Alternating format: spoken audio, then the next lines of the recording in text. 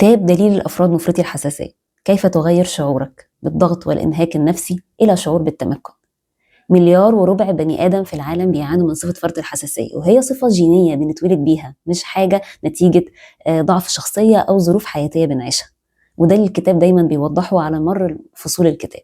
تحكي الكاتبة ميل كولينز ازاي انه هي صغيرة كانت بتسمع دايما الناس بيوصفوها بصفات زي خجولة، هادية، حساسة، انها ناس بتصطدم معاها في مواقف فتقول لها انت محتاجة تقللي الحساسية بتاعتك دي شوية، او ان الصفة دي هتعطلك في حياتك قدام. دخلت في مضمار الحياة، تزوجت وأنجبت وبدأت تشتغل، وبعدين نتيجة ضغوط الحياة اللي بدأت تاخد ليفل أعلى دخلت في حالة نفسية من العزلة والإنهاك النفسي. بدأت من وقتها تزور المعالجين النفسيين، وخلال رحلتها في العلاج النفسي اكتشفت ان هي بتحب المجال ده جدا، وقررت ان هي تعمل تغيير للكارير بتاعها، وفعلا درست ما يؤهلها انها تبقى معالج نفسي. واثناء دراستها وقعت على ابحاث ودراسات خاصه بصفه فرط الحساسيه، ومن بحث لبحث ودراسه لدراسه اكتشفت ان هي دي الصفه اللي بتوصفها تماما، ودراستها اكتر وخضعت لفتره تدريب مع ناس متخصصه في الصفه الجينيه دي، واصبحت معالجه نفسيه متخصصه في التعامل مع اصحاب صفه فرط الحساسيه. كمان اتكلمت الكاتبة تقريبا في 10 فصول في الكتاب عن التحديات اللي ممكن تواجه أصحاب صفة فرط الحساسية، وإزاي إن هم يخلوا من التحديات دي نقط ارتكاز ينطلقوا منها للحياة، ويحولوا نقط الضعف إلى نقط قوة. زي مثلا السفر بالنسبة لناس كتير هو نوع من التغيير وكسر الروتين والاستمتاع، لكن بالنسبة لأصحاب صفة فرط الحساسية هو طبعا بيبقوا عايزين يغيروا جو، بيبقوا عايزين يسافروا، بيبقوا عايزين يستمتعوا بوقتهم، لكن بطريقة تناسبهم. هم يركبوا المواصلات لفترة طويلة، ده بيضغط جدا على أعصابهم. ان هم يغيروا مكان نومهم، اختلاف حتى الروايح اللي في الجو، كل حاجة.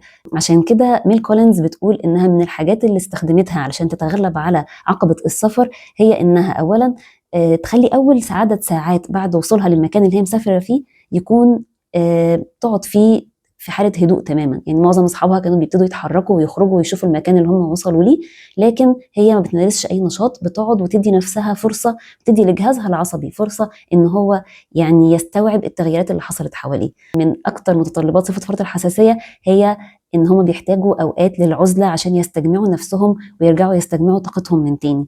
ودي صفة يمكن بتكون متعبة في العلاقات، لان غالبا شريك الحياة ما بيبقاش فاهم احتياج الطرف اللي عنده فرط الحساسية لفترات من العزلة. بيحسوا بالوحدة نتيجة ان هم بيداروا مشاعرهم طول الوقت، وبيحسوا ان هم في علاقة ما فيهاش ترابط بينهم وبين شريك حياتهم، او بيدخلوا في نوع من العلاقات الاعتماديه، لان هم بيداروا احتياجاتهم طول الوقت، فبيتخيل الطرف الثاني ان هم ما عندهمش احتياجات وما عندهمش مشاكل، وبيبتدي يعتمد على الطرف مفرط الحساسيه اللي عنده قدر كبير من العطاء بشكل فطري، فبالتالي تتحول الى علاقه مؤذيه. وده بيخلي صاحب صفه فرط الحساسيه ينسحب من العلاقات المؤذيه دي ويلجأ إلى نوع من الوحدة. أكتر حاجة ممكن تساعد أصحاب صفة فرط الحساسية للتغلب على كل الحاجات اللي احنا قلناها دي هي حب الذات.